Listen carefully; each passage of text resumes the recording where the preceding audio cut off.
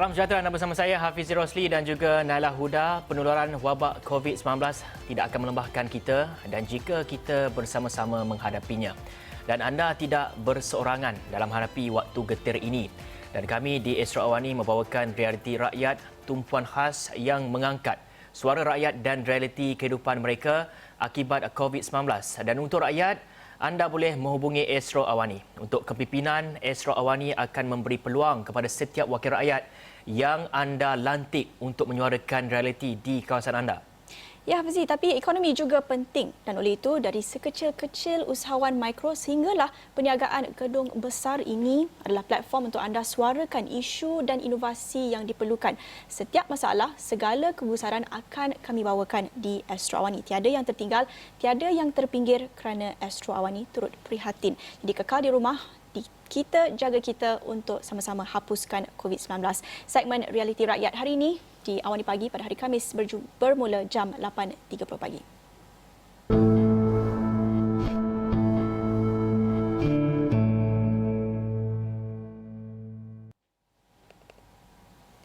Baik, untuk itu, segmen pertama Realiti Rakyat, kita akan terus bersama Datuk Mas Ermiati Samsudin yang merupakan Ahli Parlimen Masjid Tanah dan juga sebagai Timbalan Menteri Pembangunan Usahawan Koperasi. Kita nak tahu bukan saja realiti rakyat di Masjid Tanah, tapi kita juga nak tahu apa inisiatif langkah Kementerian Pembangunan Usahawan ini untuk membantu semestinya PKS dan usahawan di luar sana yang terjejas teruk akibat kemelisitan ekonomi global dan juga permintaan pasaran yang tidak tentu berdepan dengan PKP dan pandemik COVID-19 ini. Jadi kita terus bersama Datuk Mas Ermiati Samsudin bersedia di talian. Terima kasih bersama kami di Awani Pagi dan juga segmen khas pertama Realiti Rakyat. Boleh ceritakan apa agaknya isu-isu utama yang dihadapi rakyat Masjid Tanah ini, dan kita ingin lihat ya, selain daripada bantuan makanan yang disalurkan oleh wakil-wakil rakyat di seluruh negara sekarang ini, kita juga ingin tekankan kepada bantuan prihatin BPN ini, bagaimana agaknya ia akan disalurkan kepada rakyat di Masjid Tanah, dan kita juga melihat menekankan pada rakyat yang berada dalam ekonomi informal, yang tidak formal ini, mereka mungkin tidak berdaftar. Jadi apa agaknya saluran bantuan itu kepada mereka? Datuk Mas. Hello, ya. Assalamualaikum. Waalaikumsalam. Selamat pagi, Datuk Mas. Ya, selamat pagi. Salam Nisfu Syakban. Okey, Datuk. Seperti Naila katakan tadi, kita nak ingin melihat dari segi sektor-sektor dominan dalam kalangan PKS di Masjid Tanah ini dan apa langkah yang akan diambil untuk bantu PKS berdaya tahan menepani cabaran yang mungkin akan kekal bukan sahaja dalam tempoh PKP tetapi dalam sekurang-kurangnya 6 bulan akan datang. Tapi sebelum itu kita nak Datuk terangkan di Parlimen Masjid Tanah sendiri apa agaknya rintihan dan juga suara rakyat yang ingin didengari oleh seluruh rakyat Malaysia ini. Okey, terima kasih Awani dan selamat pagi kepada seluruh rakyat Malaysia. Bagi Parlimen Masjid Tanah, pastinya apabila waktu PKP ni, waktu yang amat orang cakap tidak maksudnya tidak selesa lah buat semua orang. Bukan hanya rakyat di Masjid Tanah tapi pastinya di seluruh negara. Dan selain daripada mereka yang terputus bekalan makanan, mereka juga amat keresahan dan nanti adakah waktu PKP ini akan dilanjut ataupun tidak. Dan saya mendapat banyak pertanyaan bukan hanya daripada rakan-rakan dalam Parlimen tetapi juga rakyat jelata tentang kerisauan mereka, tentang keresahan mereka waktu PKP ini. Dan selain itu juga saya melihat dekat Parlimen Masjid Tanah ini ramai orang-orang tua yang mana apabila anaknya tak dapat pulang ke kampung, jadi bukan saja dari segi putus kalah makanan tetapi kesukaran mereka untuk mendapatkan rawatan kesihatan, rawatan susulan dan juga yang selalunya anak-anak mereka pulang ke kampung every weekend tapi dah tak dapat membuat demikian. Mereka pun ada rasa kesunyian. Yang itu antara permasalahannya. Dan selain daripada itu juga saya melihat bahawa masyarakat di sini juga walaupun tidak ramai tetapi terdapat ramai masih ada lagi pihak-pihak yang tidak mengamalkan social distancing. Maksudnya tidak tidak faham dan tidak reti menjarakkan penjarakan sosial itu, terutama sekali apabila mereka membeli barangan dan juga mereka beratur di bank-bank. Dan terutama sekali pada semalam saya mendapat permintaan daripada warga bank di BSN Kuala yang mana mereka minta untuk bantuan untuk pihak polis melihat dan juga meninjau-ninjau di kawasan sekitar bank itu kerana terlalu ramai yang berkumpul dan beratur untuk mengeluarkan wang mereka. Jadi itu ada antara sebahagian yang perkara-perkara yang ditimbulkan oleh rakyat Masjid Tanah. Selain daripada bantuan makanan yang kita berikan, kita juga melalui Pusat Khidmat Parlimen Masjid Tanah dan juga sukarelawan-sukarelawan kami yang membantu menyerahkan dan juga memberikan bantuan makanan. Saya ucapkan terima kasih banyak-banyak kepada penyumbang-penyumbang, mereka yang budiman dermawan, bukan hanya bantuan makanan tetapi juga dari segi bantuan keperluan, face mask. Dalam keadaan negara kita yang face masknya bernilai sampai lebih daripada RM100, saya mendapat bantuan walaupun tak banyak tetapi ada pihak yang mendermakan dan saya juga dapat membeli face mask dengan harga yang murah, alhamdulillah, dan kita serahkan pada frontliners, kepada klinik-klinik, kepada klinik kesihatan, kepada pihak bank, kepada polis, kepada maksudnya anggota tentera yang bertugas. Itu antara perkara-perkara yang telah pun maksudnya dilakukan dalam Parlimen Masjid Tanah. Ya, Datuk Mas, betul. Kita bukan saja melihat dari sudut ekonomi kan, seperti Datuk Mas sebut tadi, ada dari aspek sosial, melihat kepada anak-anak yang tidak pulang itu kerisauan dan juga kesunyian. Aspek sosial itu turut dititik beratkan. Tapi sebagai wakil rakyat, apa langkah-langkah idea yang Datuk Mas ada untuk bantu menyelesaikan isu-isu ini yang sangat kompleks, ada aspek ekonomi, aspek sosial dan sebagainya. Apa langkah dan idea yang mungkin Datuk Mas nak kongsikan? Sebab itu dalam hari ini pentingnya suasana kejiranan. Memang kita kata stay at home kan, tetapi pentingnya jiran yang ambil peduli tentang permasalahan rumah sebelah, rumah jiran depan, jiran belakang dan sebagainya, sebab kadang-kadang kita tak tahu sama ada jiran kita ni sihat ataupun tidak, walaupun cukup hanya bertanya khabar di celah tingkap ataupun di sebelah pagar dan sebagainya. I think itu adalah satu praktis amalan yang mulia dan juga yang harus kita praktikkan.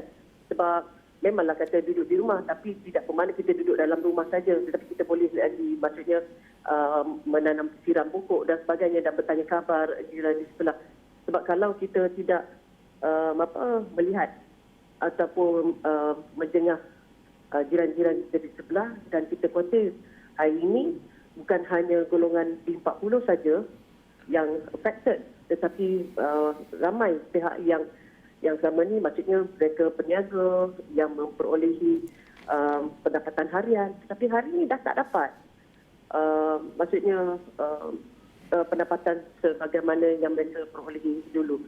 Sebab itu saya ucapkan terima kasih kepada Yang Amat Berhormat Perdana Menteri di atas pengumuman prihatin tambahan baru-baru ini yang mana dapat membantu golongan usahawan, golongan peniaga-peniaga kecil, peniaga pasar malam, jual buah pisang tepi jalan dan sebagainya yang terkesan. Peniaga-peniaga kecil lah kira Datuk Ya. Okey, Datuk juga mempunyai portfolio di Persekutuan iaitu Timbalan Menteri Pembangunan Usahawan dan juga Koperasi.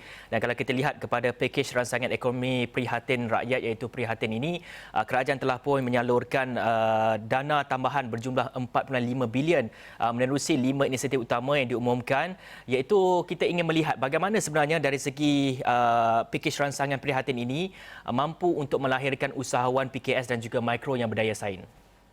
Okey, yang paling utama sekali, maksudnya pengumuman itu penting, tetapi cara pelaksanaan juga penting. Sebab itu dengan pengumuman 200 juta untuk tekun harus disambut dan direport oleh semua usahawan-usahawan, terutama sekali untuk usahawan PKS. Yang mana untuk tekun di bawah tekun, kita menyediakan bantuan daripada RM1,000 ke 10,000 dan syaratnya cukup mudah. Maksudnya hanya dengan bank statement sebulan dan cukup ada SSM dan ataupun dengan berdasar dengan pihak berkuasa tempatan. Yang ini bermaksud kerajaan memang ingin benar-benar membantu. Maksudnya syarat yang cukup mudah. Kalau tak ada SSM tak apa, daftar dengan pihak JVC. Kalau contoh macam Melaka yang berdaftar untuk penjaja daripada data yang kita dapat lebih kurang dalam 8,000 orang. So maksudnya dekat seluruh negara semalam saya lihat datanya 1.2 juta orang. Jadi mereka patut berebut peluang-peluang seumpama ini walaupun jumlahnya dia boleh pilih masih daripada 1,000 ataupun sampai ke 10,000. Sekiranya jumlah tu lebih besar, maka dia boleh memohon daripada Bank Rakyat ataupun SME.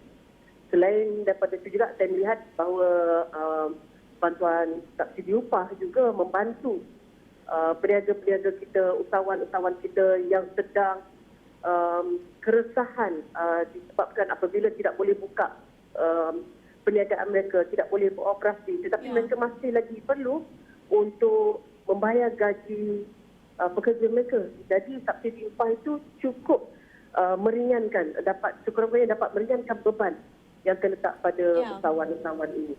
Ya, tapi Datuk Mas, seperti yang Datuk sebut tadi, pelaksanaan penyaluran itu adalah satu cabaran tersendiri. Jadi apa cabaran untuk menyalurkan bantuan ini, dan kita juga di sini ingin menitik beratkan mereka yang berada dalam industri ataupun sektor bukan formal, ya, bagaimana mereka yang mungkin tidak berdaftar itu akan turut menerima bantuan PKS ataupun bantuan prihatin ini?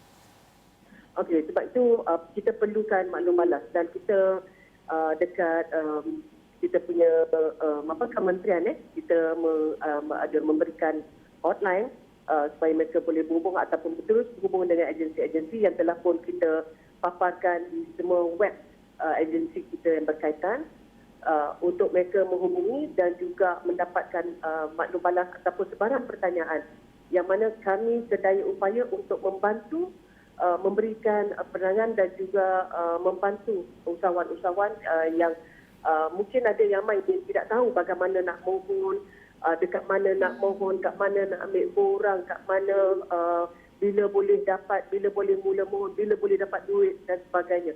Macam-macam pertanyaan. Dan untuk maluan semalam saya dimaklumkan dan selepas tempoh daripada pengumuman pengumuman Perdana Menteri, kita telah pun memperolehi 95,000 panggilan untuk keseluruhan agensi kami, yang mana itu menunjukkan satu jumlah yang saya kira agak tinggi yang ia menjurus kepada hasrat, keinginan dan juga semua pihak usahawan ini yang ingin tahu dan juga mengambil saran daripada kerajaan untuk memohon dan juga mengambil peluang inisiatif yang telah kerajaan berikan. Ya, baik, terima kasih untuk perkongsian itu Datuk Mas Ermiati Samsudin menceritakan tentang realiti rakyat di Masjid Tanah sebagai ahli Parlimen Masjid Tanah dan juga perkongsian sebagai Timbalan Menteri Pembangunan Usahawan dan Koperasi bagaimana pelaksanaan penyaluran bantuan prihatin itu kepada PKS dan juga usahawan seluruh negara. Baik, kita akan berhenti seketika, kembali selepas ini.